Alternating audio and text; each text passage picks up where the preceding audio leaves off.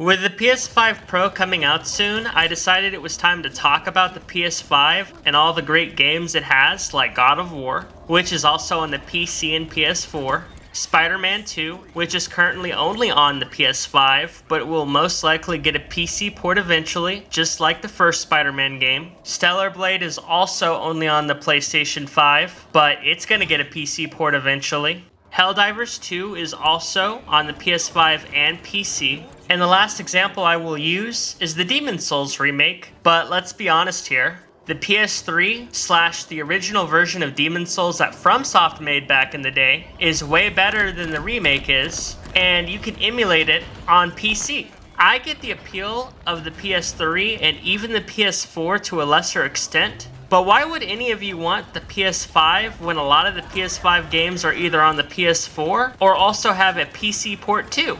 There's no reason to get a $700 USD PS5 Pro when the base $400 USD PS5 offers no good exclusive games to begin with. Any of you wondering what are the best PlayStation 5 games to get right now? The answer is what PlayStation 5 games? Because they end up on PC either through emulation or Sony makes an official port that you can buy. And let's not forget that they're still making games for the PS4, so you can't really be a PS5 game when there's a PS4 version out there. Make sure to like and subscribe if you bought a PlayStation 5, and especially if you are or thinking of getting a PS5 Pro, because you all desperately need my wisdom and guidance.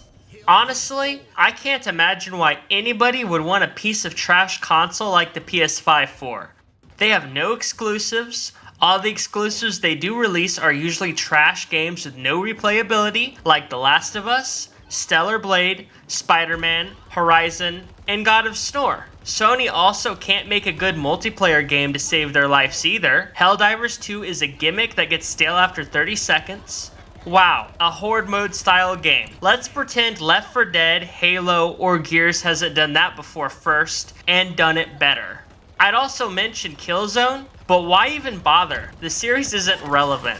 And the one time Sony goes all the way in on a new multiplayer IP, they decide to copy a generic, boring, stale game like Overwatch and call it Concord and look at it become a financial failure. And I have heard that they may relaunch the game again, and I hope they do, because it'll be funny to watch Sony waste more money with those talentless game developers they employed to make a game that nobody wants to play. Mind you, the game didn't even last a month past launch, so at least I can back up my kind words with proof.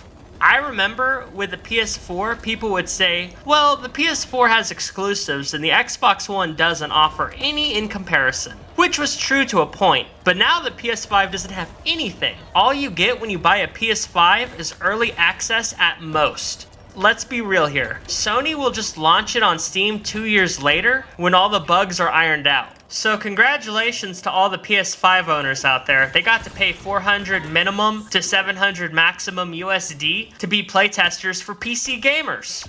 It is pretty much fact at this point that Microsoft is better than Sony this generation. Even Microsoft's low points like Redfall and Halo Infinite are way better than any turds pretending to be games that Sony has made. I haven't even talked Starfield, which, if you don't listen to the idiot YouTubers who make a living hating everything and their mindless fans who can't think for themselves, you'd realize that Microsoft Bethesda made a good single-player game with a lot of replayability, which is something Sony has never been able to do. And with some Xbox games, you can play them on PC if they are anywhere titles like Starfield, versus Sony, where you have to purchase the game again. And I'm not the biggest fan of PC gaming. It is overrated, but Microsoft is way more user-friendly, and PC gaming does have some merit to it. Lastly, the Xbox controller is just far superior to the piece of crap that Sony makes their console owners buy. That touchpad on the DualShock and speaker is stupid,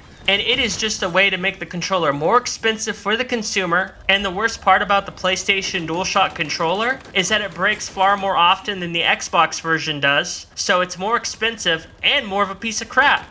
I also think that the Nintendo Switch is a far superior console to the PS5. Unlike the PS5 that pretends to have exclusives but really doesn't, the Switch has a whole bunch of exclusives that are not really available on PC legally at least. Now, I'm not a big fan of the company itself, but when it comes to games and how the Switch can be portable, I do think it is a better product than the PS5. The only real thing that the PS5 has over the Switch is the hardware. But if it's the hardware you want, get a high-end PC or the Xbox Series X, because those are better than the PS5 in the hardware department.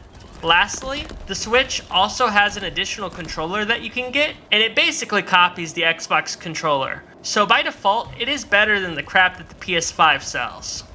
PC is interesting because all the PC is good for is playing old games like Morrowind, Fallout New Vegas, Skyrim, RTS games in general, or any other old or obsolete game out there, because it can be modded. So for new games, a PS5 is better, since gaming PCs just can't handle the tech that new games use today, which is why PC gamers always have issues with the new AAA releases. So on that front, get a PS5.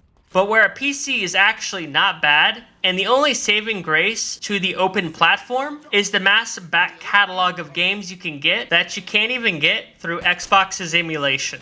If we move on from the back catalog that PC has though, gaming through Steam, Epic Store, or on a gaming PC in general versus a PS5 is a easy dub for the PlayStation 5, since PC sucks for modern gaming. But if you can wait 2 years for the PlayStation game to arrive on Epic Store and don't care about the next product, then PC is the way to go. Unless you're smart and get an Xbox for way cheaper, since it's good for modern games and the back catalog through the Xbox emulation.